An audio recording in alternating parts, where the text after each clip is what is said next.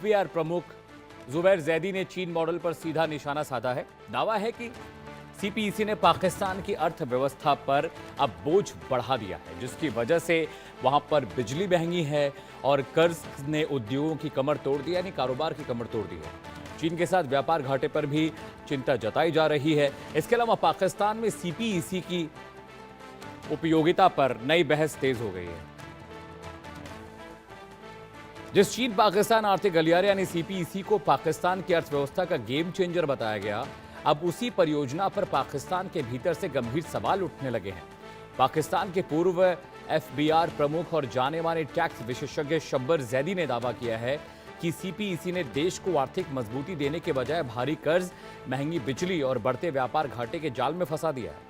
उनके मुताबिक चीन से लिए गए एक ऊर्जा परियोजना के कर्ज और उनसे जुड़े भुगतान का बोझ पाकिस्तान की इकोनॉमी पर लगातार बढ़ता जा रहा है। जदी का कहना है कि महंगी बिजली की वजह से उद्योग प्रतिस्पर्धा खो रहे हैं, उत्पादन प्रभावित हो रहा है और निर्यात बढ़ाने की कोशिशों को भी झटका लग रहा है। उन्होंने ये भी कहा कि चीन के साथ व्यापार संतुलन पूरी तरह से बिगड़ गया है।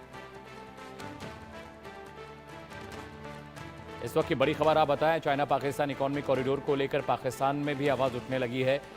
पाकिस्तान में जो कारोबारी एक्सपर्ट्स हैं वो कह रहे हैं कि इस प्रोजेक्ट की वजह से पाकिस्तान पर कर्ज बढ़ गया है और अब चाइना ने जो कर्ज पाकिस्तान को दिया है उसकी वजह से मजबूरन इकोनॉमी खस्ता हाल होती जा रही है। और सबसे बड़ी दिक्कत यह है कि इकोनॉमी संभालने की कोशिश भले पाकिस्तान कर रहा है, लेकिन फॉरेन इन्वेस्टमेंट और फॉरेन रिजर्व के मोर्चे पर पाकिस्तान की हालत बहुत खराब है। चाइना ने सीपीईसी के लिए भारी भरकम कर्ज पाकिस्तान को दिया। अब सीपीईसी के कर्ज के बदले पाकिस्तान कितनी तरक्की, कितनी उन्नति कर रहा है, ये दुनिया जानती है। और एफबीआर प्रमुख जो शब्बीर जैदी ने चीनी मॉडल पर सवाल खड़े किए हैं। अजय जांडियाल ज्यादा जानकारी के साथ जुड़ रहे हैं। अजय, सीपीईसी के बहाने चाइना ने पाकिस्तान को मोटा कर्ज दिया, लेकिन उस कर्ज का बहुत बड़ा हिस्सा पाकिस्तान की डेवलपमेंट के बजाय फिजूल चीजों में गया, चाहे वो आतंकवादी टेरर कैंप्स रहे हों, हथियार खरीदने की बात रही हो, पाकिस्तानी जो सेना है उनके जो बढ़ते खर्चे हैं, लंदन यूरोप में वो घूम रहे हैं, वहाँ पर इन्वेस्टमेंट्स कर रहे हैं, प्रॉपर्टीज़ खरीद रहे हैं। तो सीपीईसी का कर्ज लेकर पाकिस्तान फंस गया है, क्योंकि अब मजबूरी है, चाइना से तो बच नहीं पाएंगे आप अगर कर्ज नहीं चुकाएंगे तो।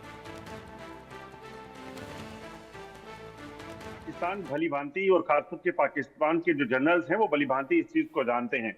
उन्हें पता है कि उनका सर्वाइवल जो है चाइना के साथ दुश्मनी लेकर या चाइना के बगैर नहीं है। उन्हें पता है कि जहां से पैसा आ सकता है उसे ले लीजिए और उसी से आगे बढ़ सकते हैं। और पॉलिटिशियंस जो हैं वो हमेशा पाकिस्तानी सेना के इशारे पर चलते रहे। वहां कभी डेमोक्रेसी जो है वो हुई ही नहीं। एक नाम मात्र डेमोक्रेसी जो वहां चलती है उसी का नतीजा है कि आप देखें सीपैक ही क्यों, आप देखें तो पाकिस्तान में ऐसे कई हैं इलाके हैं जहां पर एक बड़ी इन्वेस्टमेंट जो है वो चीन की हुई है। अभी अमेरिका की इन्वेस्टमेंट करवाने की तैयारी की जा रही है बलूचिस्तान में। तो ये तमाम चीजें जो हो रही हैं ये जानबूझकर वहां की जाती हैं और उसके पीछे का मकसद बड़ा क्लियर है। पाकिस्तान को एक चीज पता है कि पाकिस्तान पैसे कभी चुकाएगा नहीं। पाकिस्तान को ये भी पता है कि अपने बलबूते को वो कभी बेहतर हो नहीं सकता, तरक्की की ओर नहीं हो सकता। जो लोग वहां बैठे सत्ता में काबिज होते हैं, जो लोग सेना की मुखिया की कुर्सी पर या इंपॉर्टेंट चेयर्स पर बैठते हैं, वो इसमें फायदे लेते हैं, उसके बाद विदेशों में जाकर बस जाते हैं और पाकिस्तान वहीं का वहीं रह जाता है। बेशक जो विपक्ष में बैठे लोग जो हैं इस चीज को लेकर आवाज उठा रहे हैं, मगर जब वही विपक्ष की पार्टियां सत्ता में आती हैं, अब चाहे वो पुराने समय के आप देखें तो चाहे वो नवाज शरीफ रहे, चाहे वो बेनजीर भुट्टो रही, चाहे कोई भी रहा, तो जो भी लोग पावर में आए उन्होंने पावर कॉरिडोर में फायदा लिया और उसके बाद वो वहां से एक तरफ हो गए, अपने आप को सेट किया और उसके बाद चलते बने। यही चीज जो है पाकिस्तान में होती रही है और हो भी रहेगी।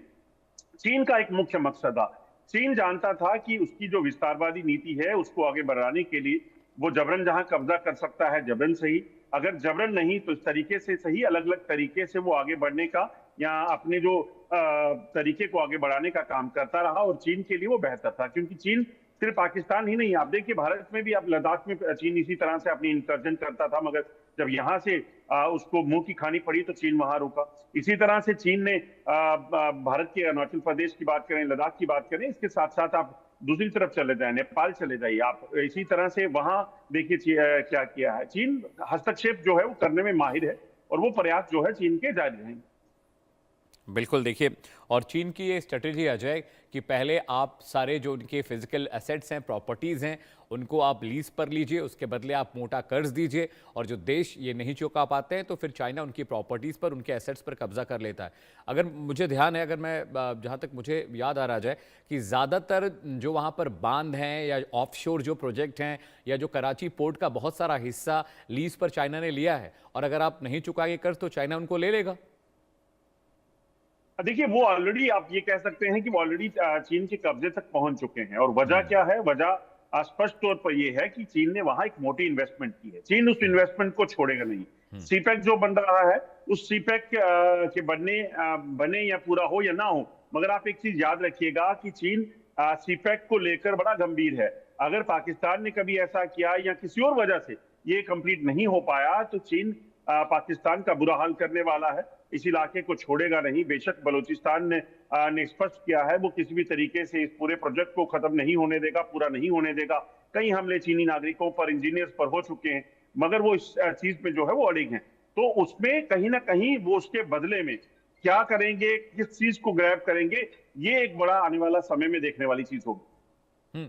और शबीर जो कह रहे हैं अजय, वो बात बहुत क्रूशियल है, और पाकिस्तान में कहने के लिए हिम्मत भी चाहिए कि आप वहाँ की पॉलिटिकल रिजीम और सेना के फैसलों पर क्वेश्चन करते हैं।